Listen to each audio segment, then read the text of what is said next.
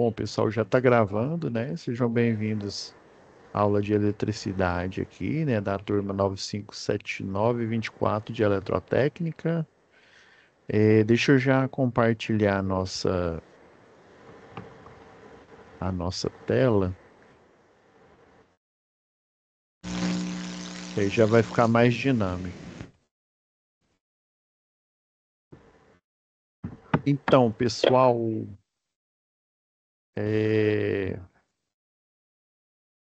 deixa eu ir lá para a pasta de vocês. Então, pessoal, quem tem dúvida em qual atividade, eu estou aqui para. Lembrando que na aula, né, eu fiz aqui de propósito, aproveitei até que eu tinha uma janela que a outra turma estava com virada de módulo, né? Aí, eu até expliquei lá na web aula passada, né? Que a análise da parte aqui de circuitos, né, de corrente e tensão alternada, né, eu iria fazer na aula passada e eu fiz, né, aí demorou 2 aulas, deu até um pouco mais que 2 aulas, avisei, né, que se tivesse alguém que tivesse que sair, né, eu estava dando essa aula especial, né, para a gente terminar o conteúdo antes para hoje, né, a aula que está sendo gravada hoje aqui, né, do dia 5 aqui do 12, pudesse ser apenas de dúvidas e o que que eu vou fazer? Alguém me sugere um exercício em especial? Professor, Sim, pois não. ninguém sabe essa SAP 2. Entendi. O último, né? Não, todo. Então, esses dois exercícios aqui, né? Isso. Eu mesmo nem vou entregar, porque eu não sei fazer. Bom, assim, aí lembrando, pessoal, eu deixei o material extra aqui, ó. Eu deixei ele simplificado aqui os dois, né? Fiz o PDF. Aí, em vez de eu utilizar aqui o PowerPoint, né? Eu peguei e simplifiquei aqui fazendo as. Vou até abrir aqui.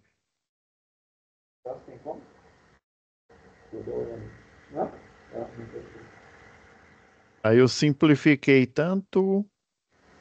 Esse aqui é o segundo exercício, né? Que é o parecer técnico. Pra te falar a verdade, eu não Sim, soube nem copiar. Só para falar assim, entreguei. Eu não sabia nem copiar o que estava escrito aí. entendi. Bom, então vamos fazer o passo a passo aqui. Não tem problema não. E eu tenho Ah, uma sim, dúvida também. Eu anexei as fotos conforme eu conversei com o senhor que podia ser a foto do caderno. sim. E só tem como anexar 10, né? Ah, é? Não. Só Só, 10? só 10 fotos. E Eu a minha sei deu que 17, lá. parece. Eu sei que lá é uma quantidade, acho que de megabyte, não me lembro. Pois é, e como que Tal, faz? talvez por as suas fotos, essas fotos não tem como você gerar o PDF delas, não todo? Eu vou tentar então, porque eu Ah, enviei essa madrugada sim. e aí só tem como anexar 9 fotos, 10 fotos. Então, Professor, sim, pois não, Sara. eu posso abrir aqui para enviarem mais arquivos, se o senhor quiser. Ah, tem como fazer? Ou, por Aham, gentileza, viu, Sara? tá bom. Faz isso, Então por já resolveu. favor. Ó, já resolvi. Né, eu sei que tem um limite, né, de megabyte. Aí, dependendo aí da qualidade da foto, né, aí talvez essas Não, 7 lá tá por fotos. arquivo, que só pode 10 arquivos. Ah, entendi. Ah, então, aí tem Então, como aí a Sara aumentando aí, eu fazer. termino de enviar. Mas eu só consegui fazer SAP 1, eu não fiz SAP 2. E Entendi. aí, Não, Isabela, oi, assim, desculpa interromper aí, professor. Esses arquivos que você quer enviar é da SAP 2 ou da SAP 1? Para eu SAP aumentar aqui. 1 ainda SAP 1? falta. Tá bom. Uhum. É, porque tem ó, aquele o exercício 7 ele é insano, né, pessoal? É porque é o seguinte, eu sei que né, os professores comentaram aí, né, que está no nível aí de faculdade. É verdade o que eles falaram, mas ao mesmo tempo não é. Por quê? Esses exercícios, pessoal, eles são assim, a gente não, né, tanto, eu posso falar pela faculdade, né, a gente não faz assim uma variedade grande de exercícios. Nós aprendemos apenas o princípio. Aí depois tem uma matéria lá que a gente programa, né? Pega esses princípios, né? Igual Kramer, teoremas e Thevenin, né? Lei de Kirchhoff. Daí a gente aplica lá num programa, né? E aí a gente simula como se fosse o operador nacional do sistema. Entendeu? Aqui mesmo. Aí por isso que eu fiz aquele exercício bem devagar, mostrando as matrizes, os determinantes, tá, pessoal? Assim, não quero falar, não, então você está querendo dizer que ele é muito fácil, né, pro superior, ele também é difícil, pessoal, lá. A gente esbarra bastante na matemática, às vezes a física a gente nem esbarra muito, mas na matemática, né, as equações aí lineares, aí o estudo aí de matrizes, né, que complementa as determinantes, né, porque não, a matemática, as equações, elas são uma ferramenta, é como se fosse por exemplo, uma chave de fenda. A física ali é um parafuso, né, em que ele tem ali num determinado modelo a fenda. Aí você precisa do cálculo de determinantes, né, e da organização em matrizes para você, né, concluir exercício. Aí por isso que tem assim exercícios chaves, né? Esses exercícios aí foram colocados, eles são chave justamente para vocês ir treinando. Eu sugiro que ao longo do curso vocês vão treinando aí, né? Quando vocês avançarem aí, vão treinando nesses exercícios, porque para vocês entenderem o princípio, né? O princípio de solução, o princípio aí de funcionamento, né? Como que esse exercício ele é concebido, tá? Agora deixa eu.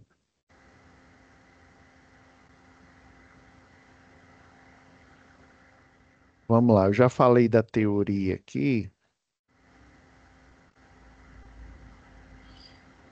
Então, pessoal, esse primeiro então, igual você falou, Isabela, você não conseguiu entender esse daqui, né? O da SAP 2, né? E corrente alternada e também o segundo exercício, né?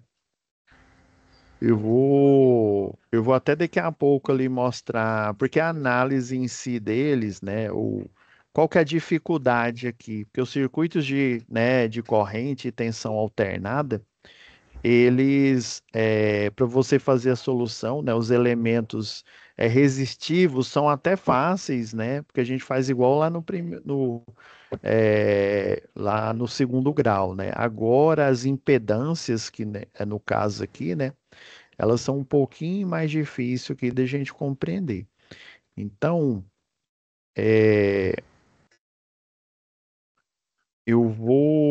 acho que é melhor eu fazer aqui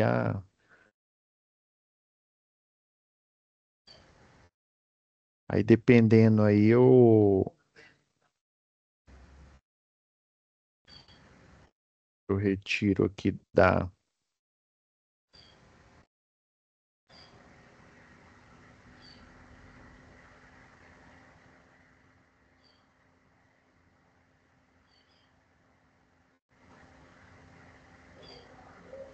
eu vou pôr aqui nesse modo aqui, tá, pessoal? Vocês estão conseguindo ver a tela completa aí? Coloquei no modo apresentador para eu conseguir ver aqui a ferramenta aqui de edição mais fácil, tá?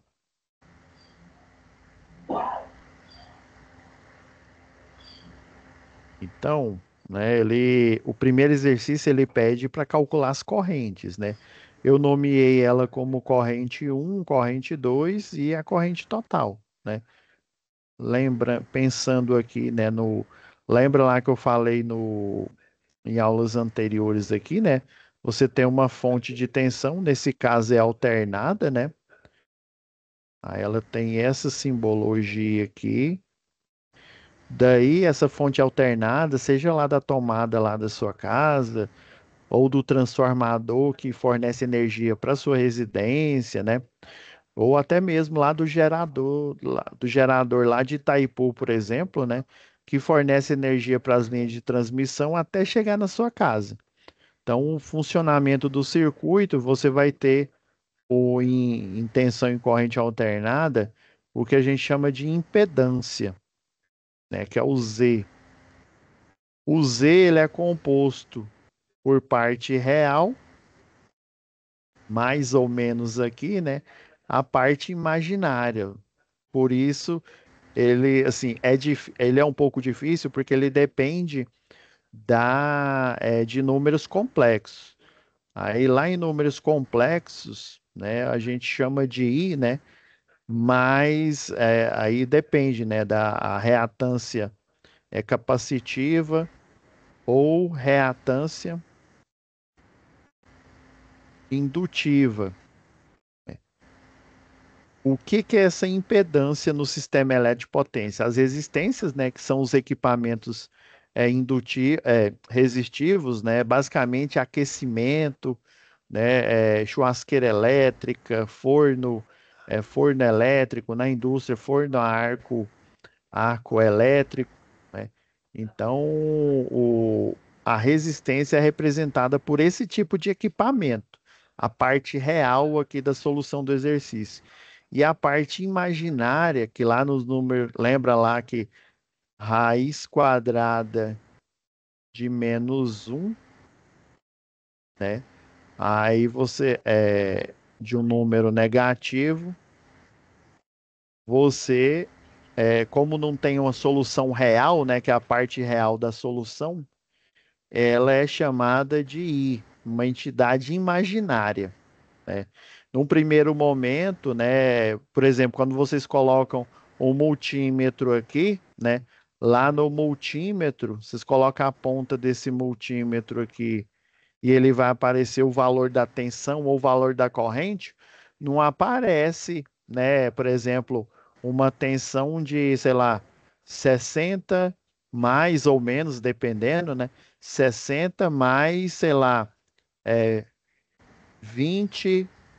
Aqui a gente está usando o J, né, para a gente não confundir, mais 20 J volts. Não aparece desse jeito lá no multímetro. Aparece um valor, sei lá, vamos supor, 200, sei lá, e 22 volts. Aparece isso lá no multímetro. E não uma entidade aqui imaginária. Então, o microprocessador, né, os circuitos que tem lá, e tem um circuito somador, circuito multiplicador, né, a parte de eletrônica lá, ela detecta essa corrente e aí matematicamente nós conseguimos simular, né, achar essa tensão ou achar a corrente, né, na forma que o pessoal chama de forma polar, tá? Então, esse circuito ele tem a corrente total aqui, né? E tem a tensão total do sistema. Ele vai alimentar o sistema inteiro aqui, né? Quando eu falo sistema, né? Quando chega na indústria, né? Um motor elétrico, que aí ele tem a parte real e a parte, basicamente os condutores, né? Eles têm uma certa resistência, né? E a resistência é ômica mesmo, né? Faz parte do comportamento resistivo. E também o motor elétrico, ele é altamente indutivo, porque eu tenho a bobina, né, do motor, do rotor, igual eu deixei no desenho aqui, né? Rodando aqui. Ele tem essa bobina aqui que induz, né, campo magnético. E esse é o princípio de funcionamento do indutor. Ah, beleza, professor. Então vamos dizer assim, nesse retrospecto aqui, né, é que esses circuitos que vocês estão vendo aqui, esse ramo aqui, ó, que é igual quando a gente viu lá na solução de circuitos de tensão contínua, né, e corrente contínua, a gente não tinha lá, né, resistor, né, por exemplo, um resistor em paralelo com o outro, ou então, né, um resistor em série com o outro aqui. É a mesma representação. A diferença é que esse ramo do circuito aqui, ele é uma máquina, né? Ele é um equipamento que tem parte resistiva e parte indutiva. Ele tem uma bobina. Poderia muito bem ser um motor, pode ser até um transformador, né? Um transmissor, por exemplo, de sinal digital, digital aí, né? TV digital, por exemplo, TV analógica e por aí vai, né? Então, esse é um equipamento. Aqui na física fica meio abstrato, né? Mas aí é só a gente puxar essas referências, né?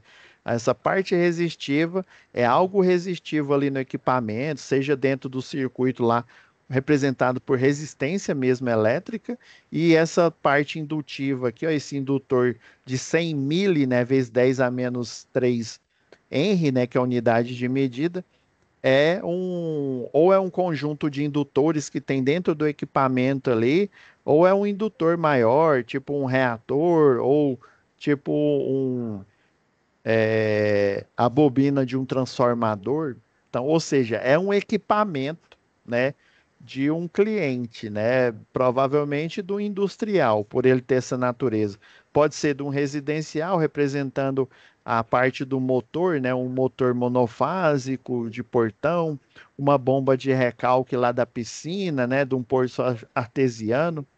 Então, essas abstrações aqui, a resistência e a impedância, sempre elas vão representar o equipamento. Do mesmo jeito que o circuito que eu chamei da corrente 2 é um equipamento que tem resistência, ele tem um indutor e ele também tem um capacitor nele. Podia ser uma fonte chaveada que fornece energia, né? Ela converte energia aí para um equipamento eletroeletrônico, né? E por aí vai. Então, pensando nisso, o princípio aí de corrente elétrica, nessa corrente total, ela, né, ela vai alimentar esses dois equipamentos que estão em paralelo. Eu dizer que eles estão em paralelo, eu estou dizendo que eles estão sobre uma tensão de 127 volts, né? 127 volts, esse RMS, a senoidal, lembra que a senoidal lá da tensão, ela tem a tensão aqui de pico, e tem a tensão RMS. Lembra que eu falei que lá no multímetro vai aparecer, por exemplo, 220 volts.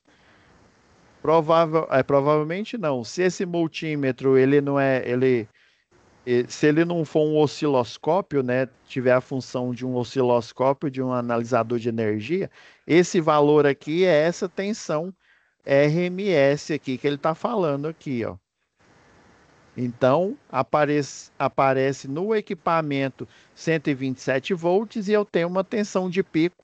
Aí multiplica por raiz quadrada de 2 que você vai ter a tensão de pico.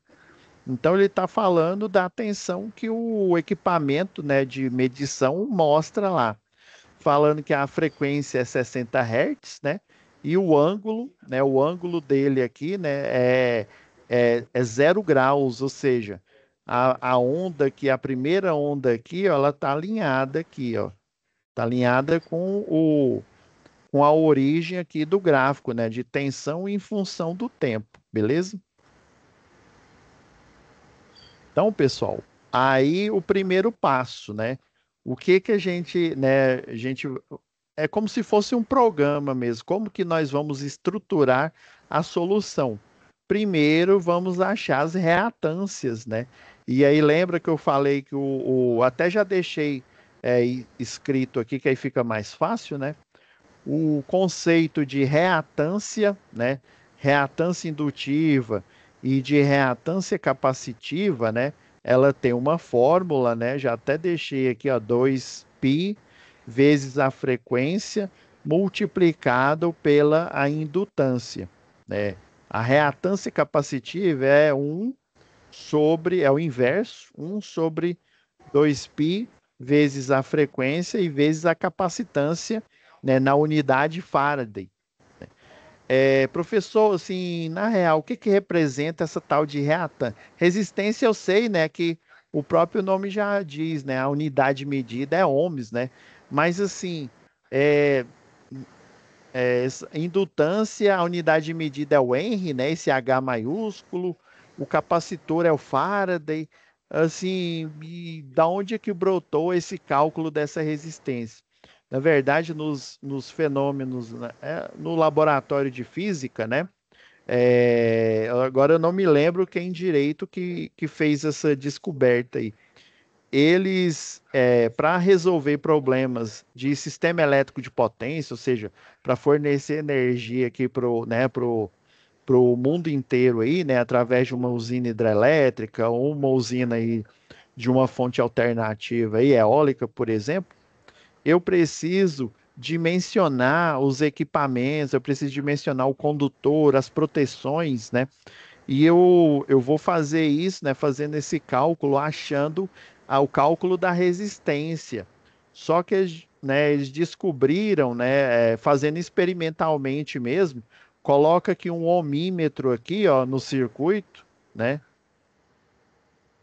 Coloca um ohmímetro, que é a parte lá do multímetro que detecta resistência elétrica, né? E daí eles descobriram que aparecia um valor aqui, sei lá, tô chutando aqui, sei lá, 30 ohms. E o interessante é que se ele tirasse, por exemplo, esse indutor e esse capacitor aqui, aparecia um valor diferente. Tô chutando aqui, tipo 26. E se ele deixasse só esses dois aqui, apareceria, sei lá, 24. Tô chutando aqui, viu? E eles em conjunto aparece um outro valor. Aí esse cara curiosos, né? Eu sei que o resistor, né? Ele tem um valor de resistência aí, né?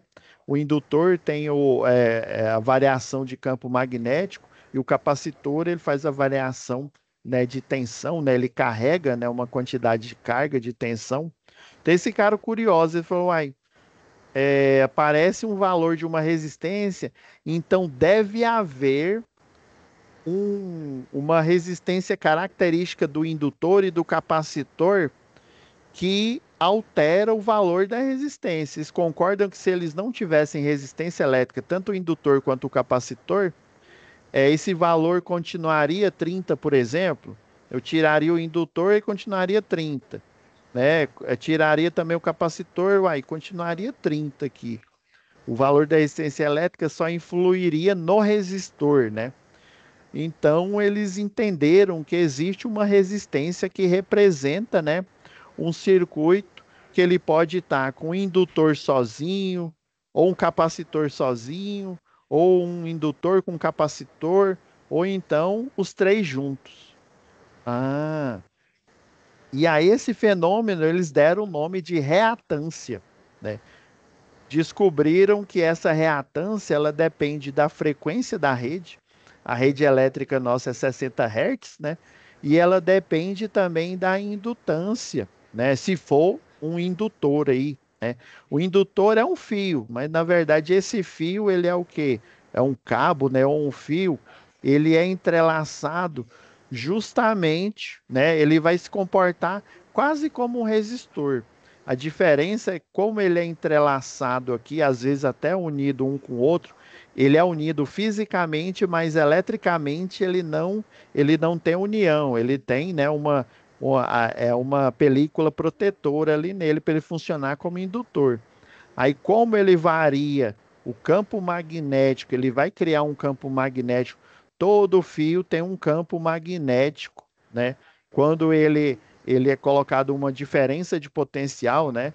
Potencial entre o ponto A e o B do cabo, vai aparecer, né, um campo eletromagnético em volta. E se num cabo em linha reta isso acontece, ele em forma espiralada como, né, como um indutor, também é verdade. Ah, entendi, professor.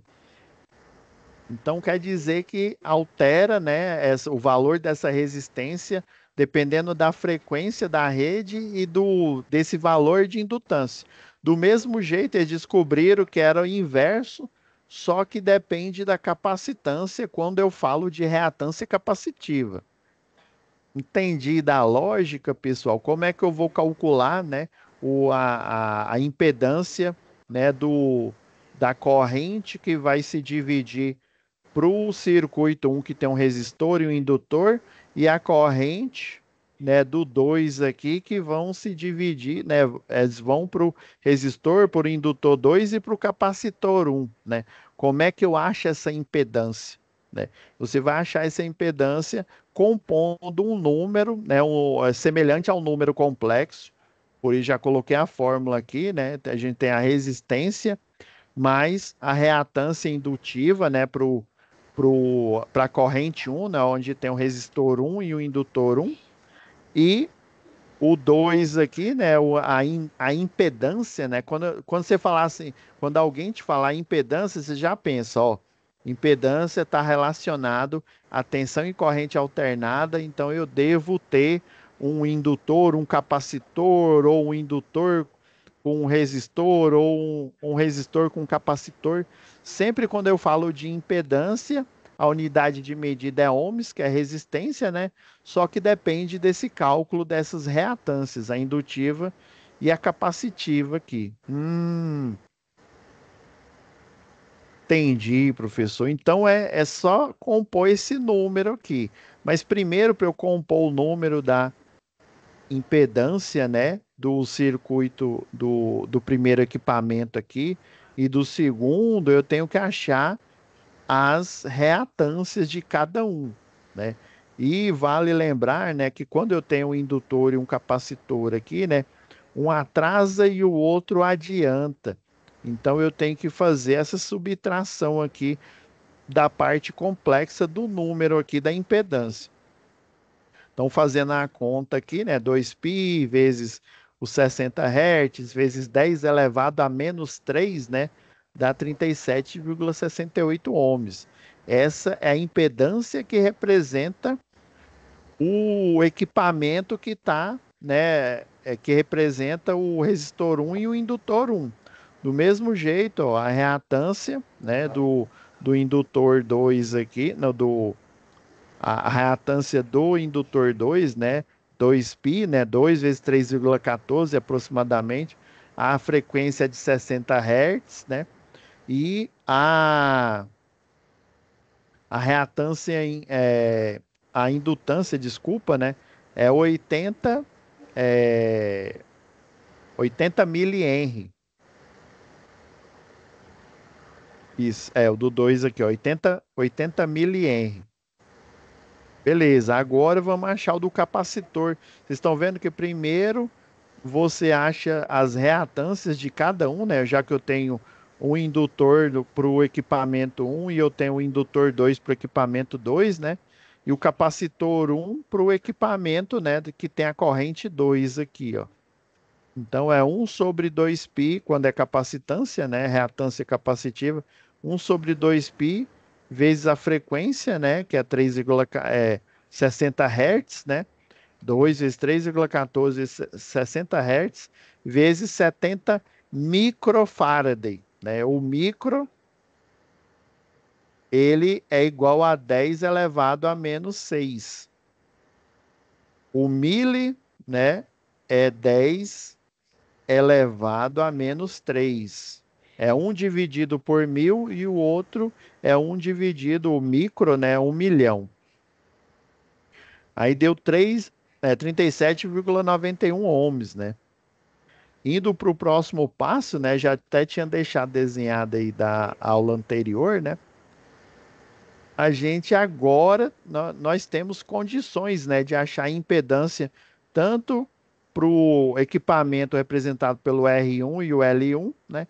Quanto o equipamento representado pelo resistor 2, indutor 2 e o capacitor 1. Então a gente tem que fazer essa composição. Onde tem resistor, eu ponho a parte, né? A parte real aqui, ó. Por isso que foi só transcrever, ó, 20, né? Mais né? A reatância, né, o L1, ó, deu 37,68. Então, todo esse número aqui, essa impedância aqui, é esse número complexo. Caso eu queira saber o valor que vai aparecer no multímetro, aí eu tenho que fazer aquele cálculo lá, né? Achar os números complexos aqui, ó, fazer. Até eu já deixei desenhado aqui, ó, achar o vetor e o ângulo, né? Como ele tem resistor aqui, a gente vai achar pegar a calculadora científica lá, né? A gente consegue achar um valor que representa essa resistência aqui, né? Um valor único que ele vai aparecer no multímetro, tá? Mas isso a gente vê daqui a pouco aqui, né? Então a impedância, o 2 aqui, ó, representada pelos três equipamentos, né? É o valor da resistência, ó, 15 mais, né, a subtração entre a reatância indutiva, né, do circuito 2 aqui, menos a reatância capacitiva do circuito 2, né? Então a gente pegou as reatâncias de cada um e fez a subtração e deu, né, menos 7,77 ohms. Do mesmo jeito, se eu transformar para a coordenada polar, eu vou conseguir achar, né, o valor, né, o valor dessa impedância em ohms, não ele o número composto. Porque equipamento nenhum, pessoal, vai aparecer esse número composto aqui. Agora, o terceiro passo, fazer o quê? A conversão dessas impedâncias para a forma, né? Para a forma que vai aparecer lá no multímetro, tá vendo? Ó? O que vai aparecer no multímetro, nesse circuito aqui, né? Que tem elementos resistivos, elementos indutivos e capacitivos, é esse valor aqui. Não vai aparecer 20 mais J 37,68 ohms, né? Vai aparecer um número, um único número. Aí como que eu acho isso? Achando o módulo do número, lá na matemática chama achar o módulo do número complexo. E achar o módulo é basicamente, né, o valor positivo e jogando aqui numericamente igual você encontrar a hipotenusa de um triângulo retângulo. Aí lembrando que a parte real é o que representa o eixo X e a parte imaginária é o que representa o eixo aqui Y, né? Nessa representação do número complexo. Porque o número complexo, ele é uma representação que está fora dos números reais. Por isso que eles criam um par ordenado. Isso daqui, ó, essa impedância aqui, representada de forma de número complexo, ela é um par ordenado, né? Ela é o 20, né? É o 20, vamos supor, o 20 está aqui, né? E o 30 para cá, né? Nos números reais é positivo, né? Semelhante lá ao plano ortogonal lá de Descartes, né? E na parte imaginária aqui, para cima é positivo, aqui é a origem, né? Para baixo é negativo e para a esquerda é negativo dos números reais. É um par ordenado aqui onde ele é 37,91. Aí você faz a projeção ortogonal e você acha o vetor que representa a impedância do 1 aqui, ó. Beleza? Aí como que você acha numericamente, como que você acha a hipotenusa? É você fazer o teorema de Pitágoras, né? O quadrado da hipotenusa é igual à soma dos quadrados dos lados, né? E um dos lados aqui é justamente a parte real, que é o valor da resistência do equipamento resistivo, né? E o outro é o valor da resistência elétrica, que é representada pela impedância ou pela reatância, né? que no caso é só o indutor, né? Reatância indutiva. Aí, assim que você acha, né, o número, né, a impedância complexa, tem casos em que você vai encontrar uma impedância puramente real, né, quando eu só tenho equipamentos resistivos, e tem os casos onde você vai encontrar, que é na maioria, né, quase que 90% aí, acho que diria até mais, em que você vai achar uma impedância que tem parte indutiva e parte capacitiva, visto que o sistema elétrico de potência, né, o gerador ele é indutivo, né?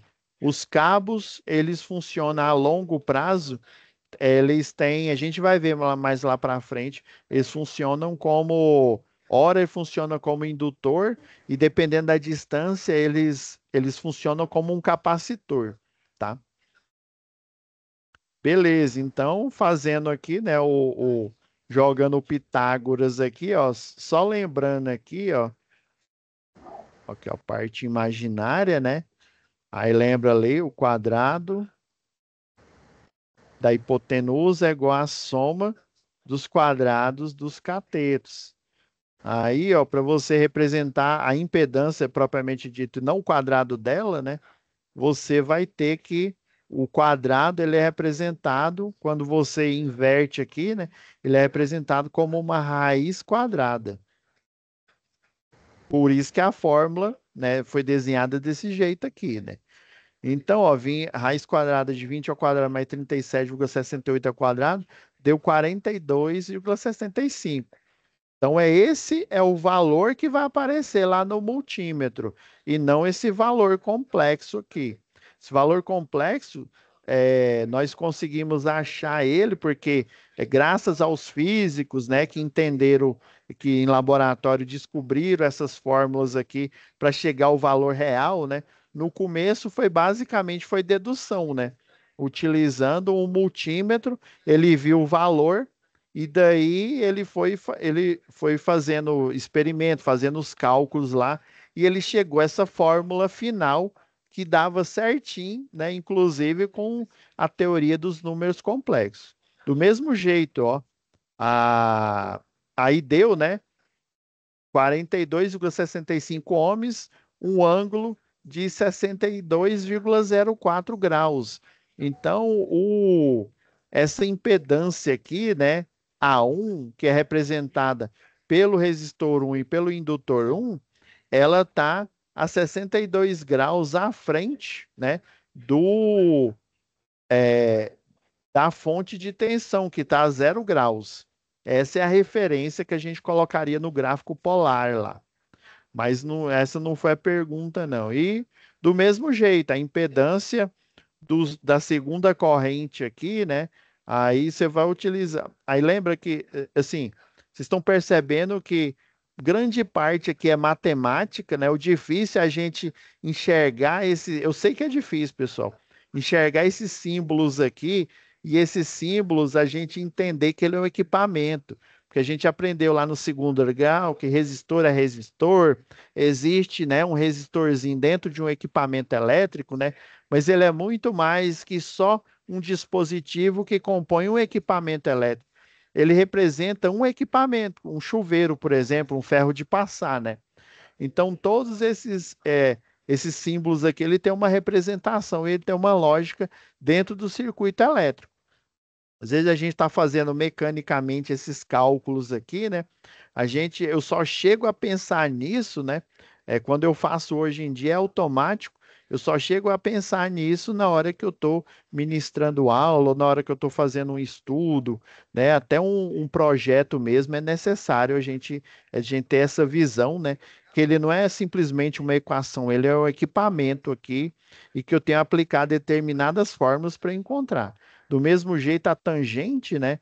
A tangente é a parte, né? É a parte imaginária dividido, né? O arco tangente, igual a gente viu lá na aula passada, né? A gente vai lá na calculadora científica, né? E encontra o arco tangente, né? Da parte imaginária dividido pela parte real do circuito, né? Lembra lá que até na aula passada eu fiz a dedução, né? O que que é tangente? É o cateto oposto, né? Pelo quê? Pelo cateto adjacente. O oposto é a parte imaginária, o 37,68. O cateto lá do adjacente, né, ao ângulo aqui, é a parte real, que é representada pelo resistor, que é o de 20 ohms aqui. Por isso que esse tipo de solução, pessoal, eu coloquei aqui, eu busquei deixar eles tudo numa mesma tela para que a gente consiga, né? Já pensou a dificuldade que nós teríamos aqui na aula, né? Por isso que lá na aula presencial, às vezes é até mais fácil de você entender, porque eu vou escrevendo lá no quadro para vocês. Aqui fica difícil se eu deixasse numa folha, por exemplo, né? É por isso que eu deixei de propósito como se fosse um quadro, né? Para a gente ver atrás aqui a lógica, né? O porquê desses cálculos aqui. Então, a impedância 2, né? A gente já tinha achado ela que é a representação retangular. Lembra, pessoal, sempre no equipamento, no multímetro, quando você vai aferir, ele vai sempre aparecer, se for tensão e corrente alternada, ou a resistência, né, para um circuito de tensão e corrente alternada. Na verdade, a resistência nós conseguimos calcular igual ao circuito de tensão e corrente contínua. A resistência, sim, mas um indutor, um capacitor, não. Aí o cálculo matemático ele é o mesmo. Então a impedância 2 aqui, né? É a raiz quadrada, né, da parte real, mais o quadrado da parte imaginária aqui, né? Então, elevando aqui ao quadrado, os dois e fazendo a raiz quadrada, deu 16,89. Ah, entendi, professor. Então, no equipamento vai aparecer 16,89 ohms, né? E aplicando a fórmula aqui, né, do arco tangente para a gente achar o ângulo, né? O arco tangente de menos 7,7, né?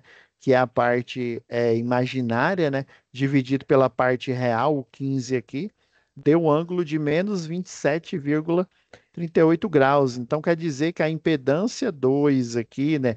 Ou seja, o equipamento que é representado por essa resistência 2, o indutor 2 e o capacitor 2, é um de menos 27,38 graus em relação ao ângulo zero da tensão, né, da fonte de tensão 1 de 127 volts. Beleza, agora o quarto passo. Sei que dá uns 5 passos, mais ou menos, não mais aqui. Agora, nós temos que aplicar. Aí lembra que eu falei, agora ficou mais fácil nós encontrarmos, né, a corrente 1 e a corrente 2, né? Lembrando que isso daqui é a primeira lei de Ohm, né?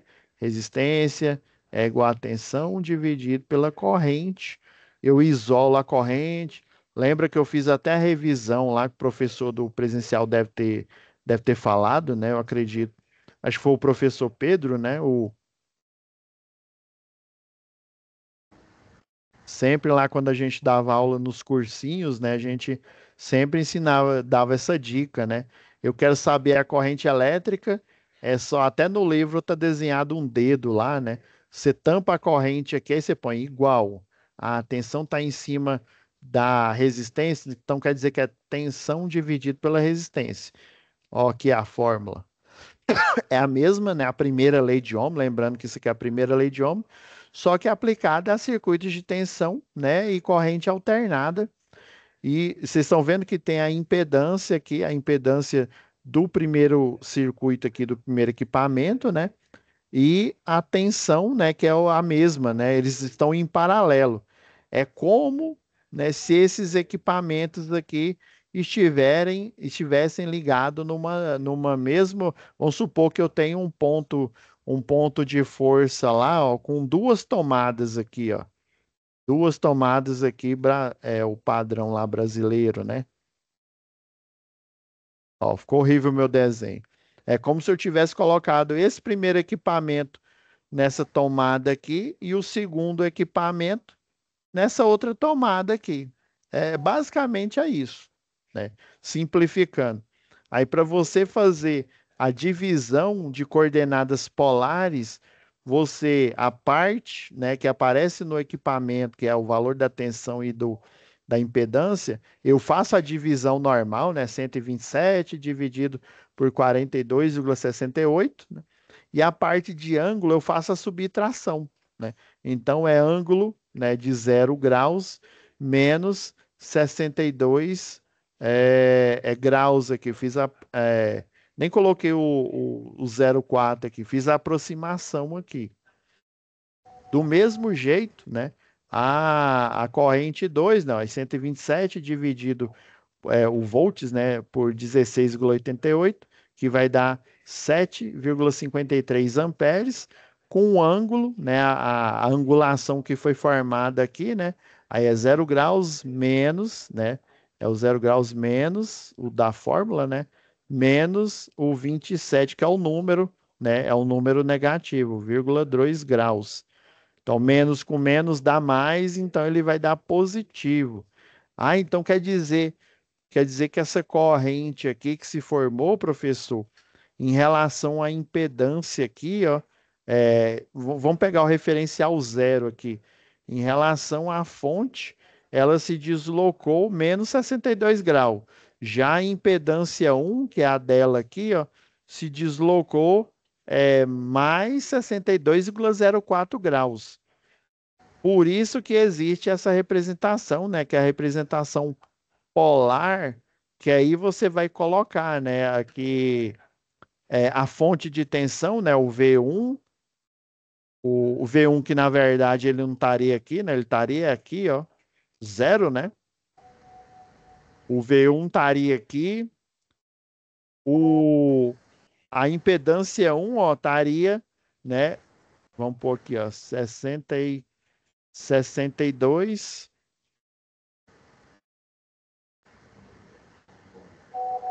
62,04 graus, né? E a corrente 1, que é a corrente desse sistema aqui, ó, já estaria menos 62 graus aqui. Ou ela estaria para cá, ó, 62,4 aqui, ó. Se a gente fosse representar, né, a fonte de tensão, que ela estaria aqui na origem, né, ela não tem angulação nenhuma, né, por isso que é ângulo zero. A impedância, ó, a 62,04 graus e a corrente elétrica que se formou, né, a senoidal da corrente. Lembra que eu falei?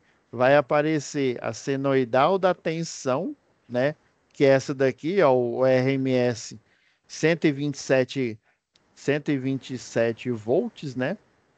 E depois vai aparecer a senoidal da corrente elétrica. Lembra que eu falei que sempre a corrente elétrica ela é menor, né? Deu o que? A corrente 1 deu 2,98 amperes, né? Então tá vendo? Ó, isso aqui tem 127 até aqui mais ou menos. E aqui ela tem só 2,98 amperes. Aí a senoidal da corrente, né?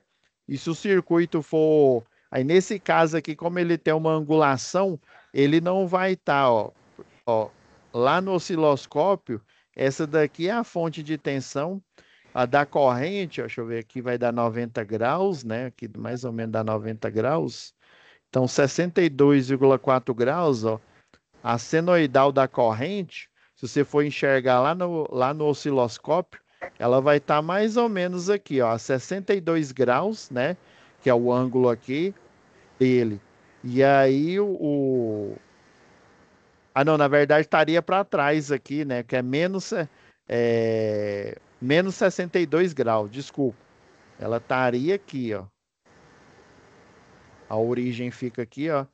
Ela estaria aqui, mais ou menos.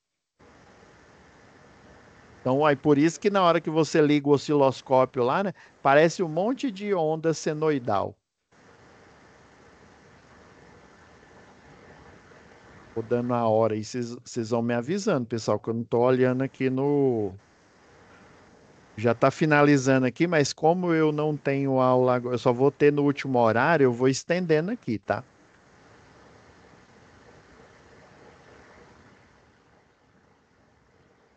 E agora o quinto passo, né? O quinto passo é você transformar novamente, né, a corrente em modo polar, né, em modo retangular. Aí lembra, ó, até deixei a imagem aqui, né? Ou a dedução. Vocês entenderam a dedução ou quer que eu coloque ela aqui?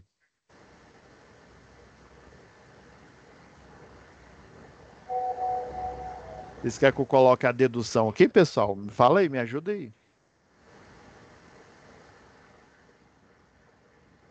Aqui é o A, ó. É o B aqui, ó.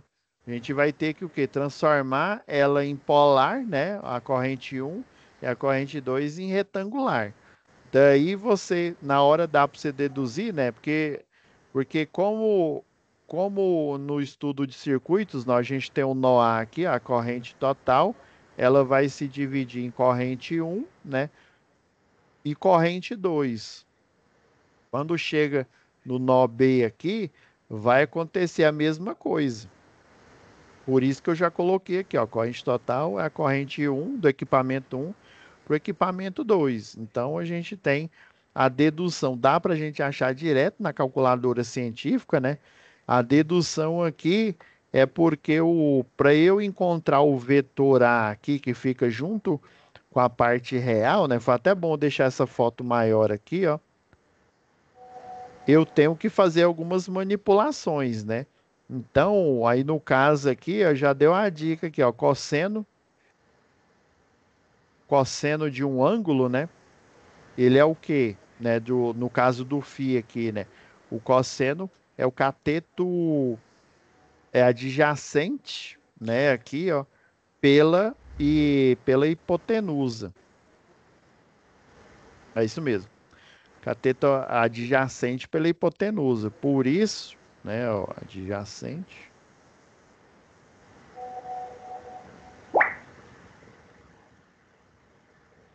O lado adjacente aqui é o próprio A, né? A hipotenusa é o Z.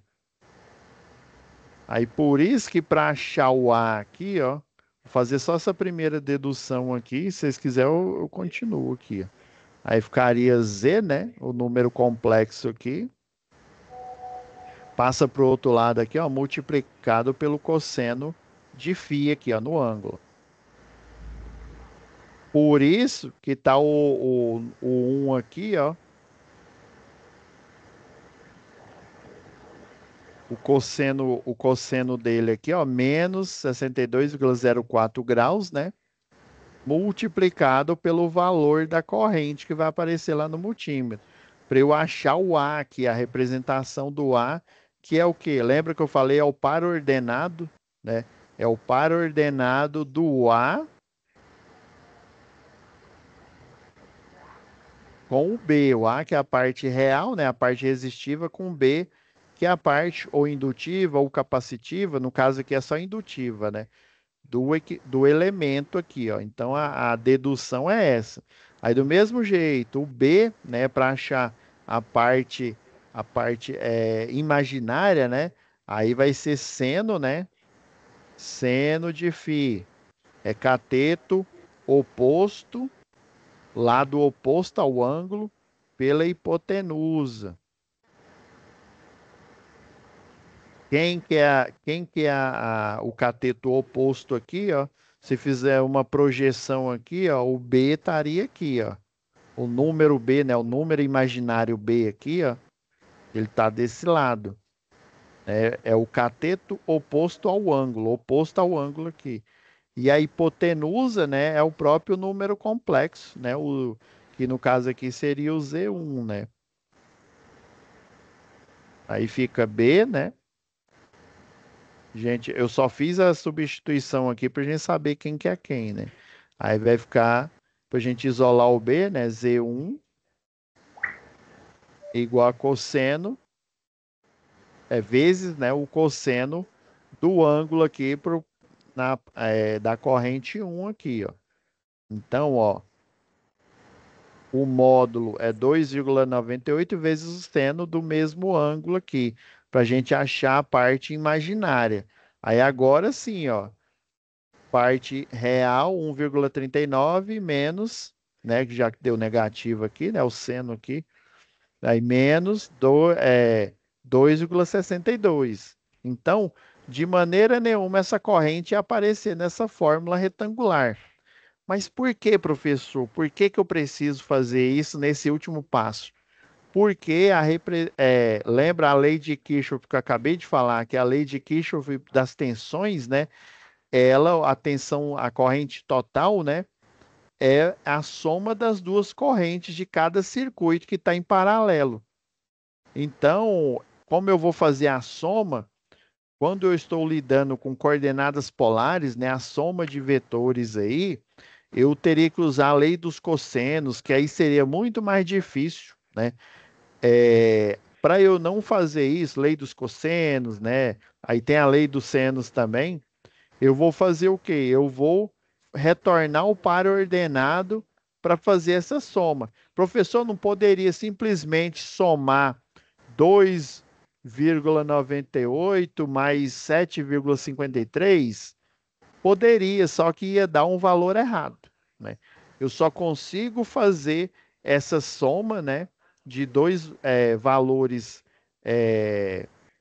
em coordenadas polares. Ó, quando eu falo polar, ele está desse jeito. Ó, sempre é o valor, se for corrente é amperes, se for tensão é volts, se for impedância é ohms, né? O valor aqui com um ângulo. Eu não consigo fazer uma soma, eu só consigo fazer multiplicação e divisão na forma polar. Agora, soma e subtração, eu tenho que necessariamente fazer todo esse cálculo aqui e transformar para a forma retangular. Beleza? É por isso. É esse que é o motivo. Não é porque eu estou querendo, ou né, o autor aqui dos livros, né, está querendo complicar, não. Tem que fazer isso, porque senão o cálculo dá errado, a soma aí. Se fosse circuito de tensão contínua, seria rapidão aqui. Então, fazendo as substituições aqui, né, deu 1,39, né, a parte real aqui da corrente 1. E a parte imaginária deu menos 2,62. Fazendo para a corrente 2, né, a mesma analogia aqui, né? Por isso que eu coloquei C e D, né, para a gente não confundir com a da corrente 1, né? Mas vocês estão vendo que é a mesma fórmula, ó, né? Ó, parte real, né? Parte real da corrente 2, né? A parte real, não, desculpa. A parte polar aqui da corrente, né, o valor que vai aparecer, multiplicado pelo cosseno do ângulo aqui. Só tem que mudar depois aqui, como eu joguei 0,4, aí deu uns ângulos um pouquinho, deu pequenas alterações, mas não se preocupe, pessoal, na folha que eu forneci para vocês está correto lá. Do mesmo jeito, a gente achar a parte imaginária aqui. Agora a gente transformou a corrente 1 em uma coordenada retangular e a corrente 2 também. Agora é possível fazer a lei de Kirchhoff dos nós aqui, ó. Agora sim, ó, que é corrente 1 mais corrente 2, né? Que aí é você só pegar a parte real de cada uma das correntes, ó, soma, né? E a parte imaginária você soma também.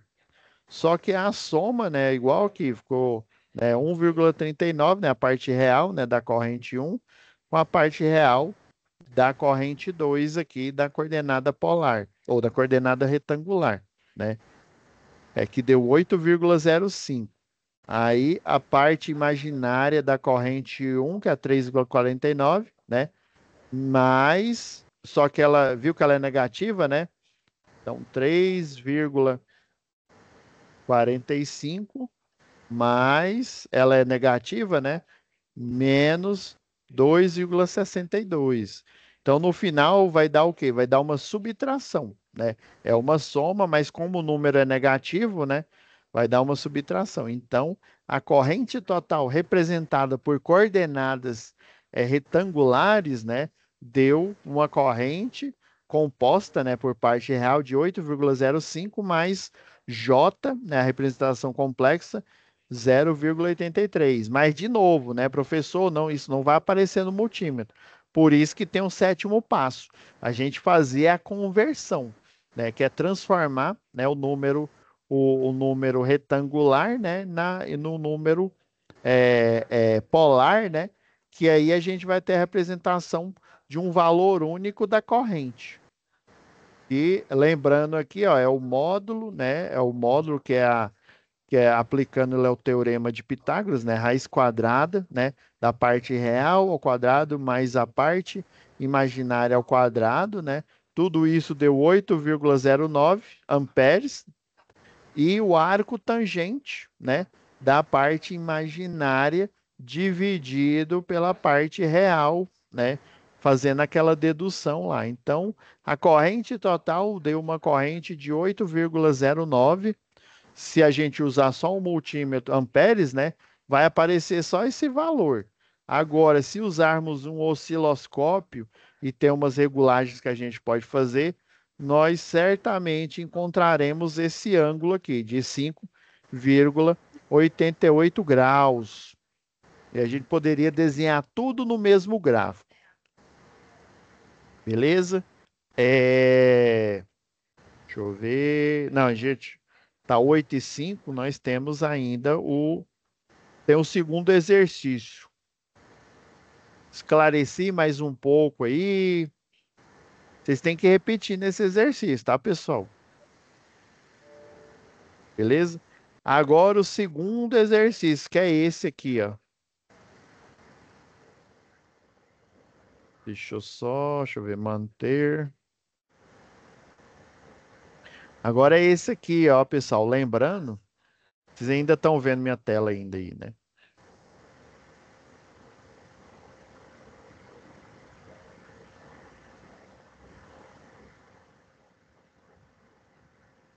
Aqui só tá as folhas de análise aqui.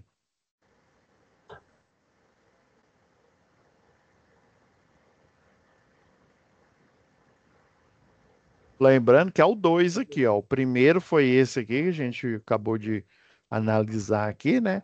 E o segundo é o parecer, ó.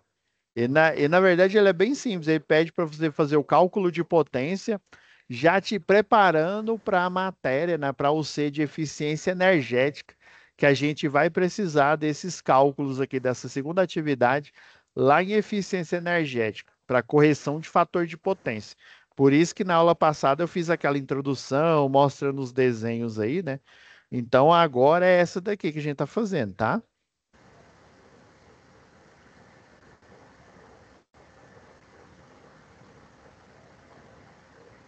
Vou voltar lá.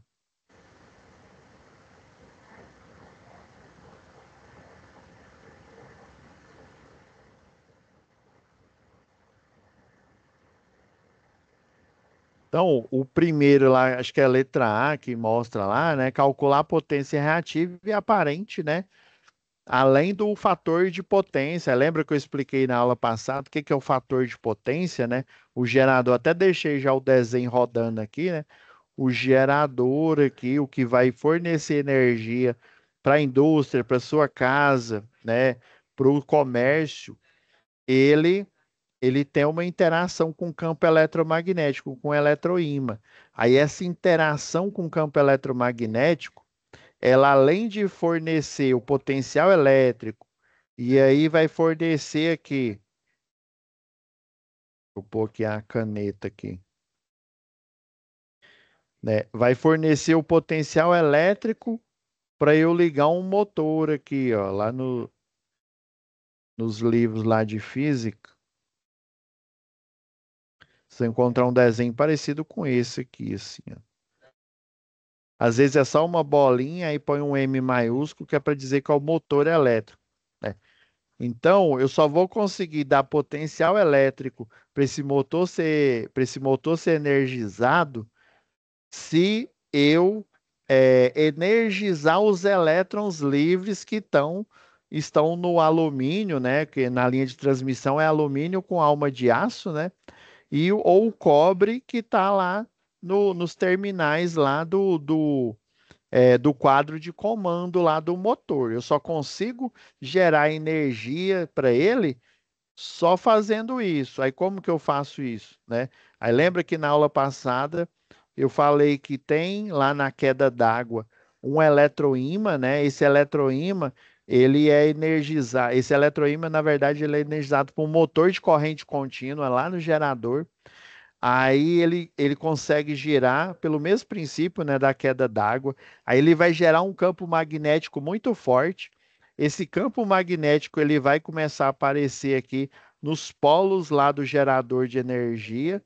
Aí a interação desse campo magnético aqui criado com o giro do rotor lá da queda d'água, ele vai causar uma energização dos elétrons livres. É como se eu tivesse aqui, ó, quando o circuito está aberto, né? Eu não tenho nada ligado aqui, faz de conta que está aberto aqui o circuito, né? Ele só está energizando. É como se eu tivesse aqui um elástico, né? Segurando aqui um elástico e eu tivesse um monte de pedrinha aqui, né? O elástico está esticado, né? Eu tenho energia potencial, eu só não estou atirando as pedras, vamos dizer assim, né? Lembra lá, quem já brincou aí de estilingue, né? Eu estiquei o estilingue, eu coloquei a pedra aqui, né, na parte que segura o estilingue aqui, mas eu não estou atirando pedra. Por que que eu não estou atirando pedra? Porque eu não soltei aqui o elástico do estilingue, só isso. Mas se eu quiser, no momento que eu quiser, eu posso soltar aqui. Então, o circuito elétrico é mais ou menos essa analogia que eu estou falando, né? Quando ele está energizado, né, tem potencial elétrico, é como se tivesse lá um gigante lá, né, com a pedra de um estilingue formado de elétrons, né, ele esticado, só esperando o equipamento ser ligado. Aí, quando eu fecho o circuito do equipamento, aí esse estilingue aqui, esse elástico, ele é solto, ele vem para cá. E aí os elétrons, que são as pedrinhas aqui, ó, eles vão ser o quê? Arremessados. Aí eu tenho a formação de corrente elétrica. Então essa energia magnetizante aqui, ela é literalmente a força elástica aqui, vamos dizer, essa analogia que eu estou fazendo, né? É a força elástica arremessando, né, as pedrinhas, os elétrons aqui. Só que essa força elástica aqui, ela é representada por campo magnético. Então, além de eu enviar, né, a energia já tem lá, né? Além de eu enviar a corrente na hora que eu fecho o circuito, eu envio também campo magnético. Então, eu envio o elétron, faz de conta que esse aqui é o elétron aqui, ó. Eu envio o elétron, aí ele vai estar envolto em campo magnético. O campo magnético ele vai ter mais ou menos esse formato aqui no elétron, semelhante ao, não tem aqueles livros de geografia, né, que mostra que a Terra está num ângulo aqui de uns graus aqui, não sei tantos, acho que é 20 e poucos graus, né? Ela está numa angulação aqui e ela está girando aqui, né? E aí, lembra que lá no livro de geografia mostra o campo magnético natural da Terra? O elétron é mais ou menos a representação da Terra, que o campo magnético em volta dele. Então, junto com o elétron, que é a corrente elétrica, né, o fluxo ordenado de elétrons, eu tenho campo magnético imerso junto com esse elétron. Por isso que ele se move, ele está se movendo com o campo magnético. E esse campo magnético aqui, ele impregna no condutor elétrico. Essa outra analogia que vocês vão encontrar demais aqui no curso técnico, lá na engenharia, né? Caso alguém, né, for continuar, for fazer aí, né? É representada pela espuma. Aí o pessoal faz essa analogia, igual eu expliquei na aula passada. A analogia de que a espuma é o fluxo magnético. Só que essa espuma, ou seja, o fluxo magnético que ele é injetado na linha, né? Você poderia pensar, professor, então quer dizer que se eu instalar um capacitor, né, um banco de capacitor, e ele zerar, né, por exemplo, se eu não gerasse essa energia magnética, seria massa, né? Porque aí eu não desperdiçaria nada de energia. Não, essa energia, pessoal, ela é necessária para arremessar os elétrons. Se eu não tiver esse campo magnético aqui, que eu representei na analogia aí do do Stirling, né? Se eu não tivesse esse campo eletromagnético formado, eu não conseguiria energizar nenhum circuito do sistema elétrico de potência, nenhuma indústria, nenhum cliente e nenhum comércio. Então, vamos dizer assim, ele é um calcanhar de Aquiles, ele é um mal, vamos dizer assim, necessário, né? Ele é inerente. Por isso que a correção do fator de potência, você vai limitar essa potência reativa, né, no mínimo possível. O mínimo possível só para esse sistema elétrico funcionar, né? Aí lembra que eu falei da construção dos motores, né? A construção dos motores elétricos, né? Eles precisam também desse campo magnético para ele girar sozinho, né? Lembra que eu fiz até esse desenho aqui na aula passada, né? Se eu fizer ele meio que em 3D aqui, fica até mais interessante aqui, ó, a bobina lá, né? Eu preciso da corrente elétrica, tá fluindo, o campo magnético, aí vai aparecer uma força em um lado para cima, por exemplo, na bobina lá do rotor, né? E uma força magnética para baixo. Essa força, na verdade, eles chamam de força eletromotriz, né? Essa força eletromotriz aqui, essa força induzida aqui, ó, é uma força mesmo mecânica, só que ela é induzida pelos elétrons que estão aqui impregnados dentro da bobina. Cada espira, eu tenho sextilhões, né? Eu não sei nem falar esse número, eu tenho sextilhões de elétrons livres em cada milímetro quadrado ali, né? Dependendo aí da unidade que a gente usa dentro do condutor elétrico. Eu tenho muitos elétrons. Aí essa força vai se ampliando. Quanto maior o número de espiro, uma bobina maior eu tenho, e uma força maior eu vou causar naquela máquina, né? Quem já viu um motor de 60 CVs, né? Um motor de 60 CVs é um baita do motor, ele é muito forte, tem um torque muito, mas muito forte mesmo. Se a gente não tomar cuidado, se a gente não partir ele com inversor de frequência, ou até mesmo uma soft start, aí depende do que a gente quer fazer, né? A gente literalmente desarma o fusível lá do poste. Dependendo, a gente até tira a energia de um bairro inteiro. Aí a gente tem que fazer a partida, né, através do inversor de frequência e também tem que fazer a limpeza, né, do sistema, a limpeza aqui da energia reativa para evitar que os condutores aqueçam muito, né? Que na hora que ele tá parado e começa a girar, ainda mais se ele for um de 60 CV, que é uma potência muito alta, né? Ele vai aquecer muito e ele vai gerar uma força muito alta ali. Aí eu preciso de uma estratégia ali.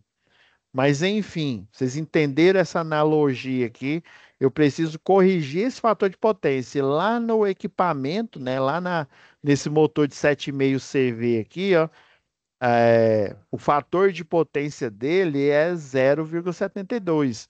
Aí lembra que eu expliquei lá na teoria lá, quanto mais próximo de 1, melhor o fator de potência. Quer dizer, quando ele está próximo de 1, quer dizer que eu vou utilizar só um pouco de energia reativa, que é o Q aqui, ó, só um pouquinho de energia reativa para fazer com que esse motor gire ou com que esse gerador gere energia. Então, o objetivo é eu chegar o mais próximo de 1, né? Aí a Agência Nacional de Energia Elétrica, ela recomenda que a gente faça a correção para 0,92.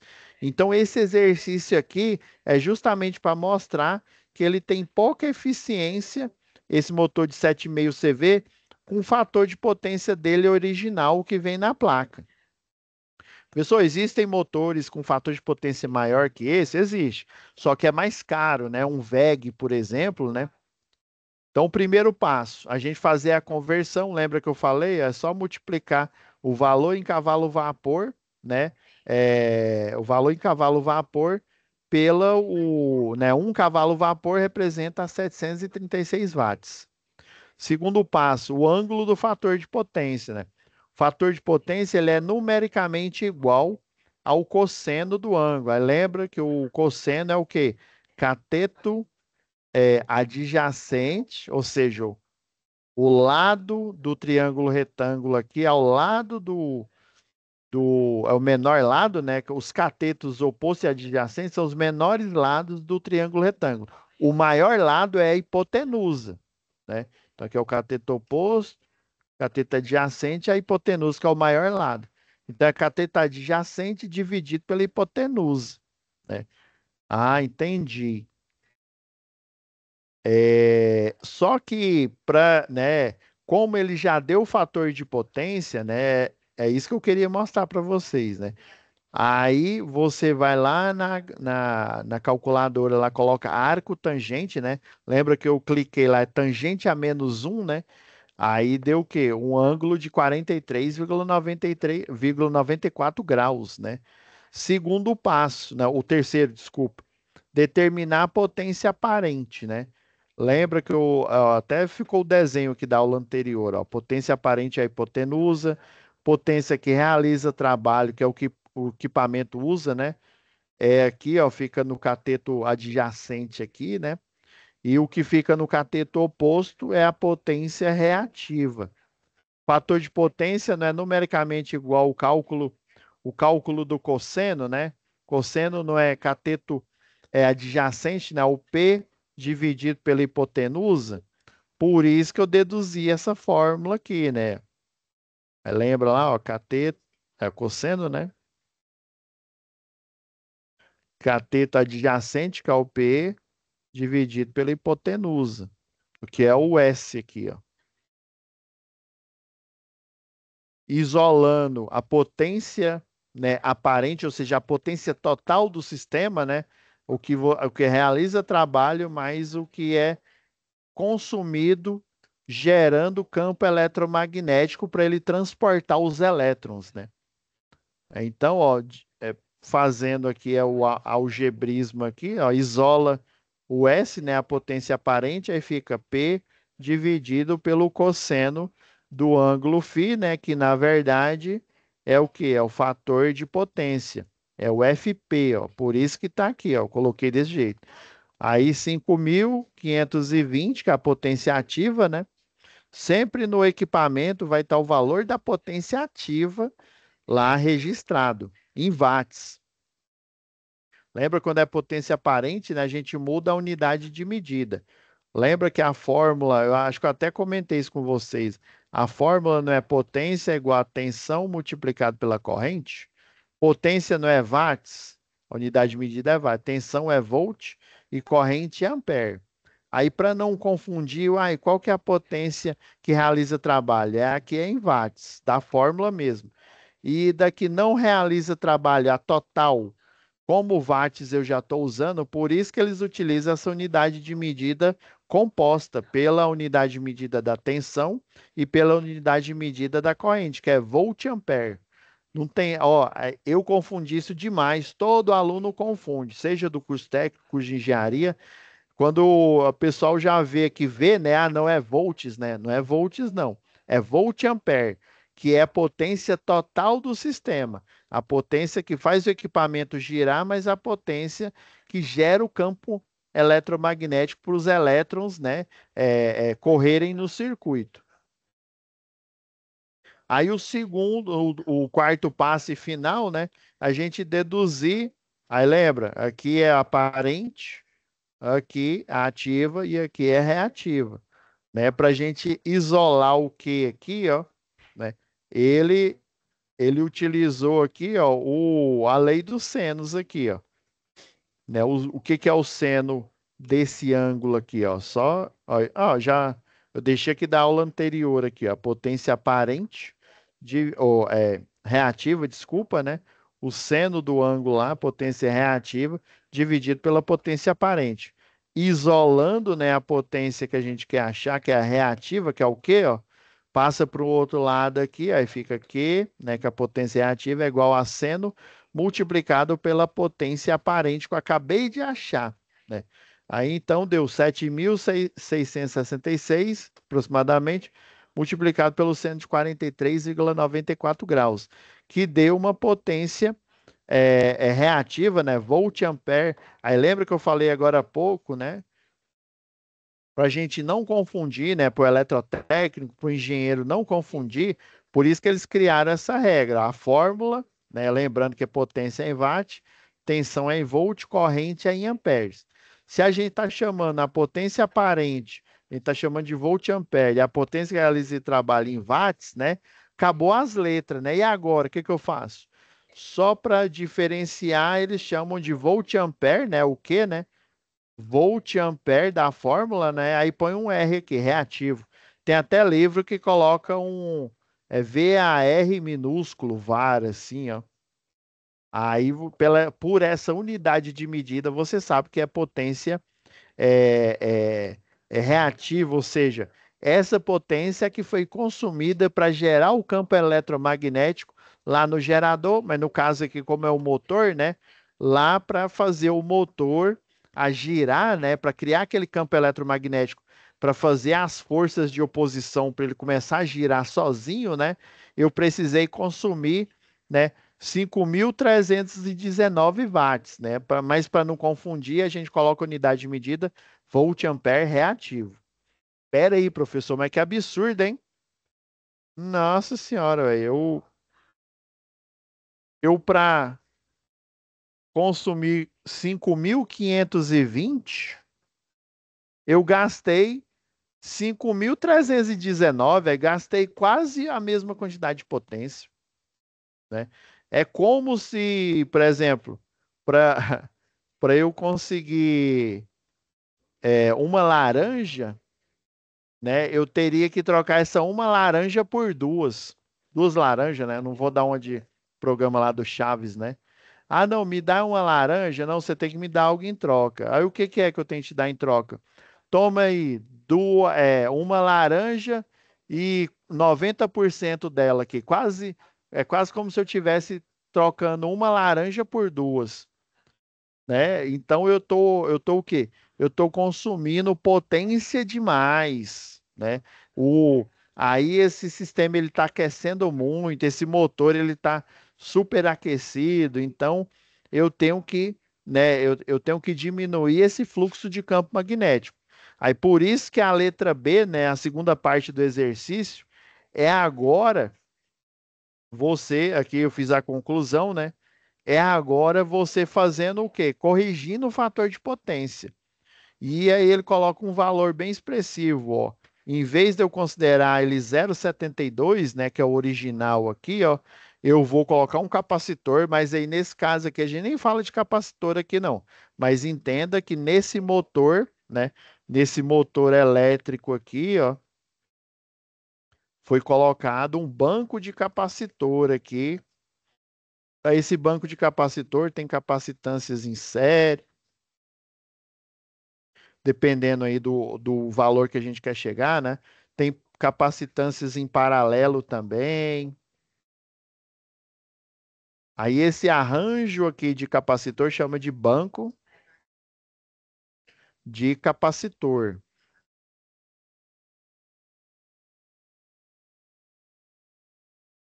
Aí esse banco de capacitor é como se eu colocasse um capacitorzão grandão, né? Aqui para ele fazer essa correção.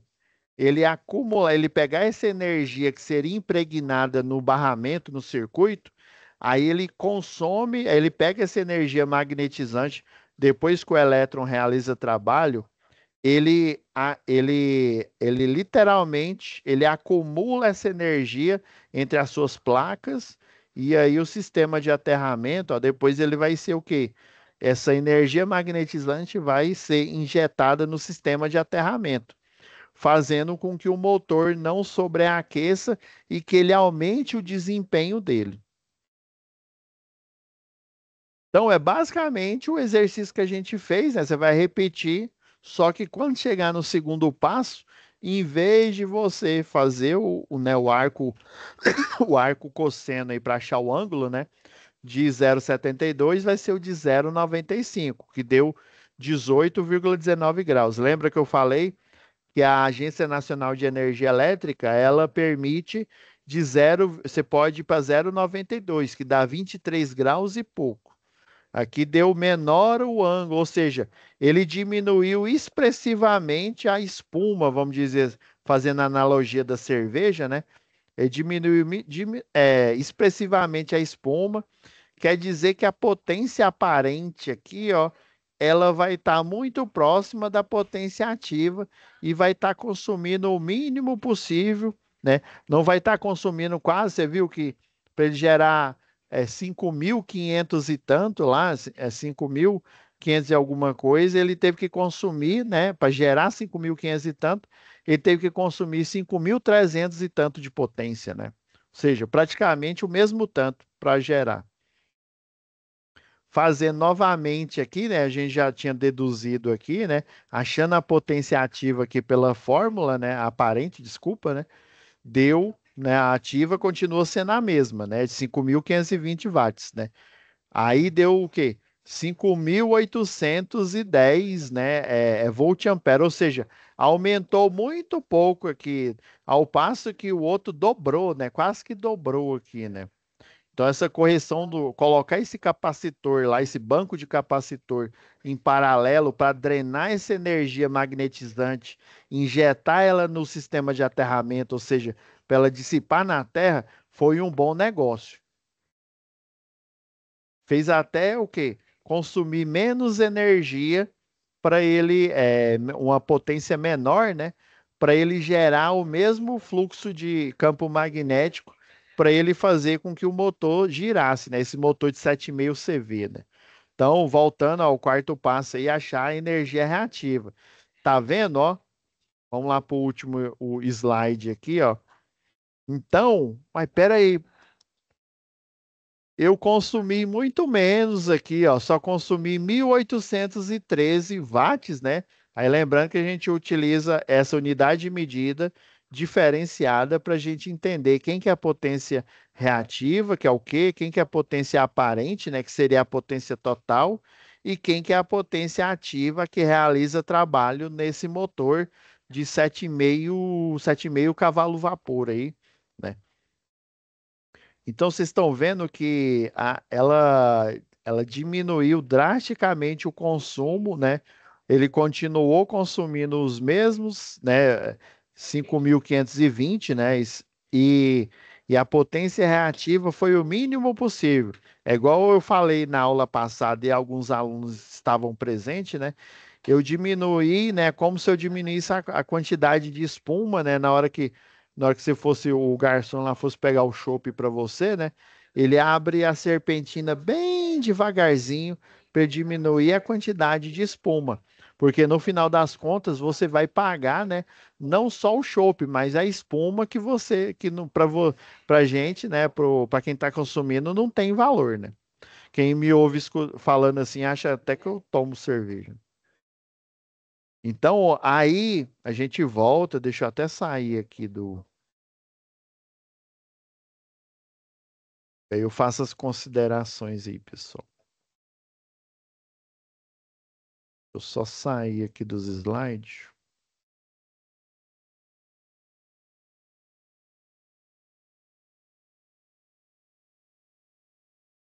Tinha deixado até aberto aqui, ó. Aí por isso que o exercício ele pede um parecer, né? Um... Eu vou pegar o.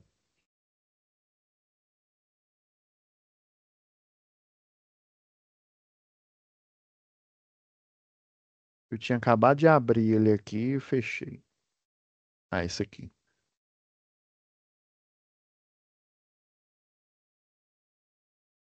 Aí aqui até ele fala, né? Depois que você faz esses cálculos e você chega a essa conclusão, né? Que corrigiu o fator de potência, né? Para próximo de um aqui, ele fez com que ele consumisse menos energia reativa para gerar campo magnético e de quebra não injeta, né?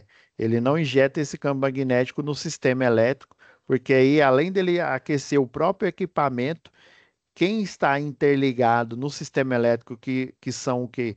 Todos os consumidores aí do Brasil inteiro aí, né? Então, quem está interligado nesse sistema elétrico e quem tiver ali adjacente a ele ali uma indústria próxima, né? Vamos supor que esse motor aqui é da Velha Alimentos. E aí eu tenho a Gerdau ali do lado. Então, se a Velha Alimentos não corrigir esse fator de potência, esse fluxo magnético, ele não fica só na Velha Alimentos, ele fica lá na Gerdau, e daí ele vai aquecer também os barramentos, os condutores, né? Os barramentos lá dos quadros de distribuição da Gerdau também, né? Ele vai prejudicar também outro cliente, ele vai prejudicar também o sistema elétrico em si, né? Os cabeamentos, os transformadores da rede, né? Por isso que todo transformador aí que gera tensão, né, para os clientes, né, do tipo B, né, o baixa tensão, né, residencial, comercial e industrial, eles são aterrados justamente para fazer o máximo de drenagem possível, né, de, de energia magnetizante, também a descarga, né, a dissipação da descarga atmosférica, também o aterramento ele serve para esse propósito, ele serve para equipotencialização também, né? O que que é equipotencialização? Caso a instalação seja atingida por né, um grande, por exemplo, um raio, ele tem uma corrente muito alta, né? E o potencial elétrico também ele vai ser enorme, né? 750 mil volts né, de tensão, por exemplo, né?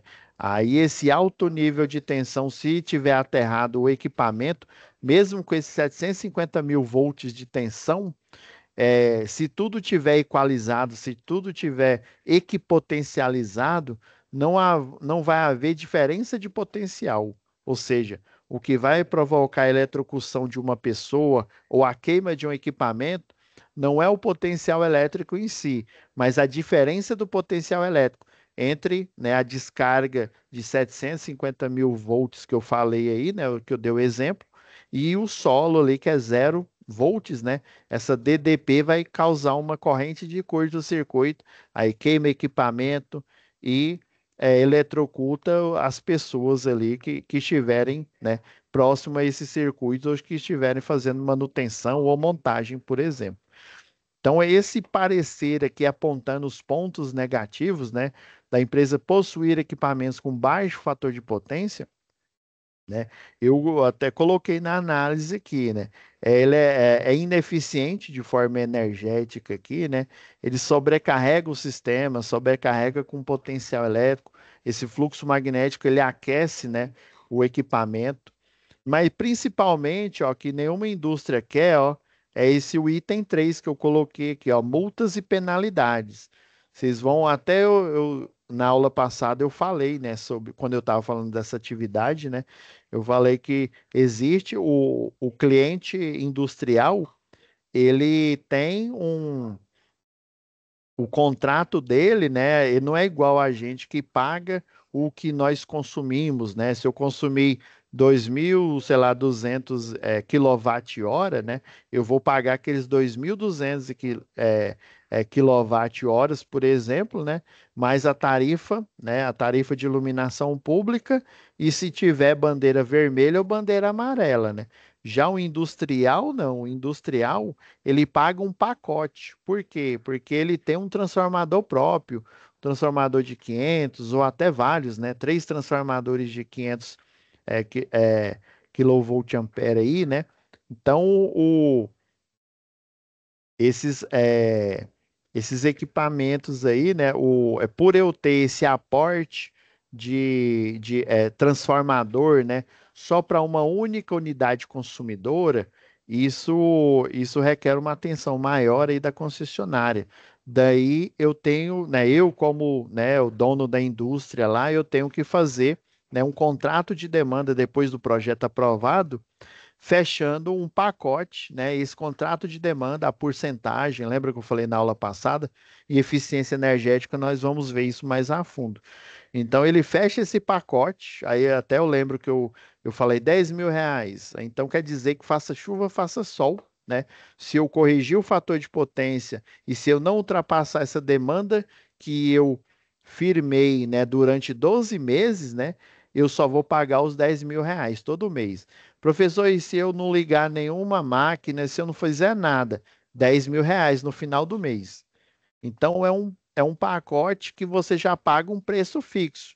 E aí, dependendo se você corrigir ou não, né? Você vai pagar mais, né? Ou você vai continuar a pagar, né? O mesmo valor fixado. Então, essa análise aí, né, vocês podem colocar no quesito efi- é, baixo fator de potência, significa ineficiência energética. Você vai sobrecarregar barramentos, condutores, as próprias máquinas, né, do cliente, a máquina de um cliente que está ligado no mesmo sistema elétrico ali, circunvizinho, né, a própria concessionária a de distribuição, né, que o nosso caso aqui atual é Equatorial, né? Que detém a concessão da distribuição. Então é isso, pessoal. Tem mais alguma dúvida aí? Eu ainda tenho alguns minutos aqui antes de iniciar a.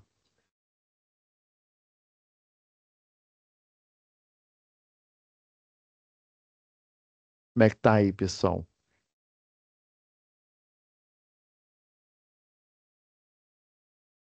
Heiser. Bom, Heiser, eu acho que ele já tirou todas as dúvidas que tinha.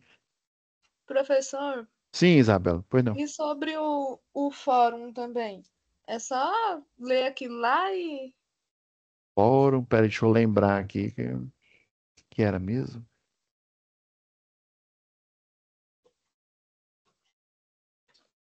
Eu lembro que. Ah, era. Ah, sim.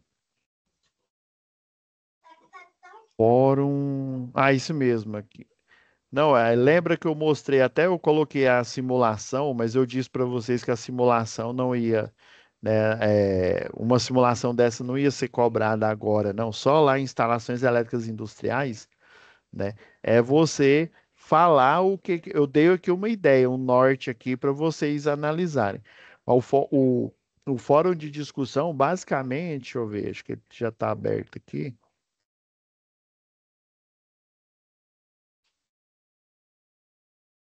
Lembra lá na aula passada lá que você converter, né, a tensão alternada, aí eu até Aula mostrei, passada eu tava com a minha neném internada com pneumonia, eu não assisti. eita. Não, não, eu tô falando assim, não foi na aula passada, acho que foi na primeira aula do curso, né? Que aí lembra que eu até deixei já aqui salvo aqui os desenhos aqui. Aí lembra que eu falei que a gente precisa de um circuito chamado de ponte completa. Ó. Quando eu tenho esses 4 diodos aqui, ele é chamado de ponte completa. Aí a alternada que vem lá da tomada, né? No caso, esse circuito aqui que eu coloquei como exemplo, né? Ele precisa de 30 volts para funcionar. Daí foi feita uma diminuição, ó, de 127 para uma onda senoidal menor aqui. Deixa eu pôr o vermelho aqui, uma onda senoidal melhor, que é menor, né, que é de 30 volts eficaz, né? Daí, a partir desse ponto aqui do circuito, ele continua, viu? Ele continua vindo. Quando ele está nessa polaridade aqui, ele passa direto aqui. Quando ele inverte, ele não passa em nenhum desses dois aqui, ó. Então, quando eu diminuí a senoidal, ele continua ainda alternada, né? E depois, quando eu utilizo essa configuração em ponte completa, né, essa que é chamada de ponte completa, aí lembra que eu mostrei esse desenho aqui, ó, a parte aqui, ela vai alternando, mas eu chamo essa aqui de positiva e essa aqui de negativa aqui, por exemplo, né? A positiva é essa primeira onda aqui, ó.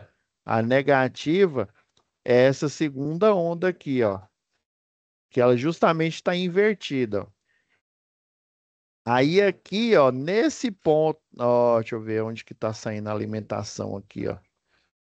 Nesse ponto aqui onde tá saindo a alimentação, ó, daqui, ó, desse aqui, ó, vai sair a primeira onda que tá em cima aqui, ó. Essa daqui, ó. Aí desse outro ponto aqui, ó,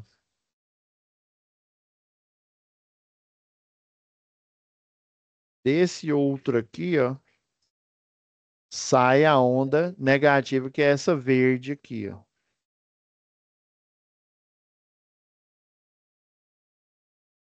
Aí por isso que ela é chamada, porque se eu usar só 2 diodos aqui, ela vai sair mais ou menos desse jeito aqui, ó. Vamos supor que eu faça a configuração só com 2 diodos. Ela sai assim, ó. Aí ela dá um espaço aqui, ó, de 180 graus, 90, desculpa, né? E aí você vai ver lá no osciloscópio desse jeito aqui, ó. É como se fosse um monte de morrozinho separado aqui. Aí por isso que para eu fazer a frenagem do motor, né? Aí lembra lá que ou eu injeto, tem 2 jeitos de fazer isso. Ou eu injeto uma corrente contrária ao sentido de rotação do motor, né? Uma corrente contínua. É, E ela não precisa estar nem contínua. Nesse caso aqui ela está contínua, só que ela está pulsante, viu? E ela não é contínua, ela é contínua só quando eu coloco o capacitor aqui, ó. Por isso que eu fiz um desenho adicional aqui, ó. Coloquei o capacitor, aqui representa, ó, igual, lembra que eu detalhei aqui, ó. Primeiro, ele carrega o capacitor aqui, aí depois ele fica carregando e descarregando, só que lá no multímetro vai ficar como se ele subisse aqui, a corrente subisse e ela ficasse bem reta aqui, ó. Mas se você der um zoom lá, tem alguns osciloscópios que ele é touch, né? Ou então você mexer lá na escala de tensão, né? Você vai ver que essa linha reta, na verdade, ela é assim, ó. Ela tem como se fosse um serrilhado. Aí quanto mais próximo, você vai vendo um serrilhado maior aqui. Então, aí o que que você precisa para fazer a frenagem do motor com corrente contínua, né? Você precisa pegar a alimentação do motor, uma das fases, transformar em corrente pulsante, né? Que no caso, aplicando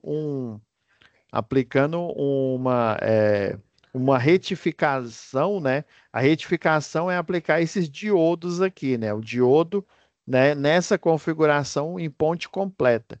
Aí fazendo essa retificação aqui, eu consigo injetar no barramento, no rotor, né, uma corrente contrária. Aí, porque assim, se eu simplesmente desligar o motor, você concorda que o eixo vai continuar rodando. Agora, se eu aplicar uma corrente contrária, né, aí ele vai criar um peso, porque ele vai tentar girar ao contrário, e aí ele vai como se ele estivesse freando. É esse princípio de frenagem regenerativa, né, que a gente não, né, até parece que eu sou o dono lá, né, o pessoal lá da BYD e a Tesla usa para fazer o recarregamento aí do carro elétrico, né, enquanto você está freando. Ele é bastante econômico enquanto você está utilizando a cidade, que você freia bastante. Aí a frenagem dele é por esse tipo de processo. Corrente, né, regenerativa, aí, utilizando uma fonte de ponte completa direto no, no motor elétrico que dá tração aí lá no Tesla ou no BYD. Ou você pode colocar uma pinça ali para travar, né? Mas aí você tem que tomar cuidado. Ou você usa o método da pinça ali, um freio mesmo, igual um freio de um carro, ou então você coloca uma corrente contrária, que foi essa estratégia aí lá do fórum.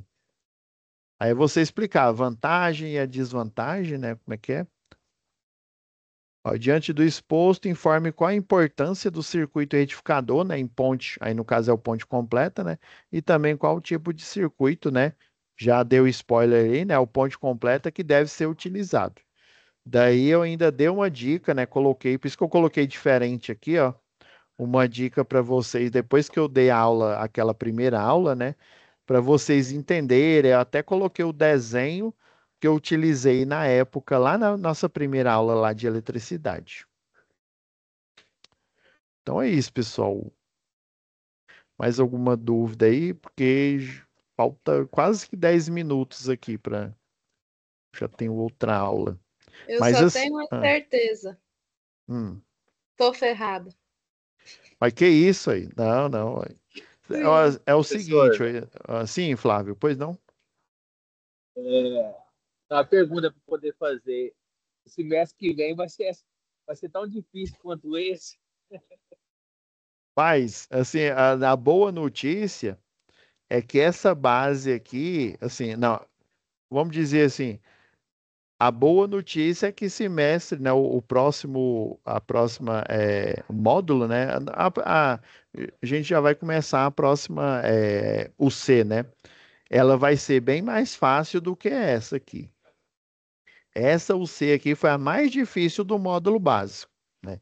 As outras, algumas, igual eu falei, eficiência energética, ela vai precisar de uns conhecimentos desse aqui de eletricidade. Aí Mas esse é o problema, a gente não sabe esse aqui, como é que passa para frente? não, mas quando a gente chegar em eficiência energética, eu vou explicar novamente, porque tem lá um exercício que fala né, de correção do fator de potência. Eu Aí vou lá a falar uma gente, verdade. aí lá Eu a gente, mesmo só sei fazer aquilo do circuito. Porque depois que passou para esse circuito aí alternado, não é realmente, né? Você pensou assim, nossa, estava tão difícil. Aí quando você começou a alternar, né? Você falou, nossa, esse primeiro piorou. estava fácil. Não, eu entendo. Não é difícil mesmo. Não, isso, e assim, mesmo lá na engenharia, pessoal, até no mestrado mesmo, a gente não pode, por exemplo, o orientador, ele não pode inventar, como se diz, a roda novamente, não.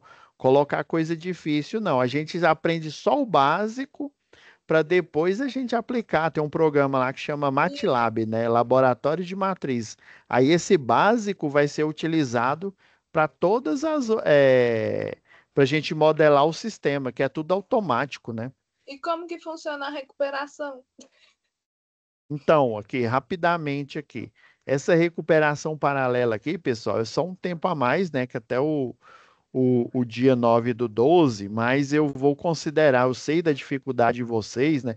Tipo assim, se fosse só a turma de vocês, né? Vamos dizer assim, eu daria, né, eu poderia ser mais incisivo, mas toda turma, acredite, pessoal, vocês não estão sozinhos, toda turma de eletrotécnico, não só aqui dessa instituição, né, de outras aí, né, do curso de eletrotécnica, do curso de engenharia elétrica, de automação, ela é um gargalo mesmo, ela assim, ela é complexa. Por isso que eu falei, tente depois que você fizer o exercício aqui, né? Tente, vai copiando, vai refazendo, vai revendo os passos ali, que aí você vai começar a entender. Eu não garanto que, eu vou sair aqui o Super Saiyajin, né? Aqui da eletricidade, com certeza não, né? Dependendo aí do que vocês forem trabalhar mais para frente, né? Mas a boa notícia é que no dia a dia mesmo a gente não utiliza a eletricidade básica. Eu mesmo, eu não utilizo fazendo projeto, essas coisas, não utilizo. E se eu tiver que utilizar, a gente utiliza o programa lá do sistema, né, da empresa de pesquisa energética, né, para modelar o sistema. Já é tudo modelado, tem as telas lá, a gente não faz isso em tempo real. Mesmo porque seria um absurdo, né? Ele não conseguiria fazer. Aí, assim, aí vai ficar aberto aqui, pessoal. E aí, se não me falha a memória, deixa eu olhar o próximo aqui. Ela vai ficar ainda aberta aqui, ó, mas não atrasem, viu, assim, no envio. Ó, ela começa dia 10, né? A leitura e interpretação de desenho. Ainda vai ficar aberto. Por isso que eu falei, eu vou considerar a dificuldade, eu faço isso em todas as turmas, eu considero a dificuldade aí, dependendo, ainda vai ficar aberto caso, né, fiquem ainda de recuperação aí na UC de eletricidade.